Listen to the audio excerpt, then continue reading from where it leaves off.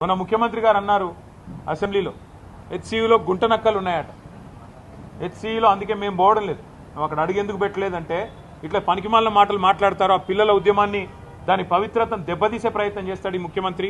ఆయన చిల్లర వ్యాఖ్యలతో ఆ పిల్లలు కొట్లాడుతున్న దానికి అపవిత్రతను ఆపాదించి ఇదేదో రాజకీయ దురుద్దేశాలతో జరుగుతున్న పోరాటం అని చెప్పి ఆ పిల్లల ఉద్యమాన్ని కూడా మలినం చేసే మూర్ఖుడు ఈ ముఖ్యమంత్రి.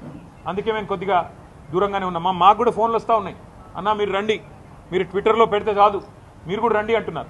కానీ మేము అక్కడ పోగానే ముఖ్యమంత్రి ఏమంటాడు, ఇగో ఇది బీఆర్ఎస్ వాళ్ళు చేయిస్తున్నారు, ఇదంతా మాకు తెలుసు ముదే, ఇదంతా వీళ్ళే అని ఇష్టం వచ్చినట్టు పిచ్చివాగుడంతా వాగుతాడు. అందుకే మేము సరైన వేదికల్లో ఈ అంశాన్ని ఎత్తుతాం.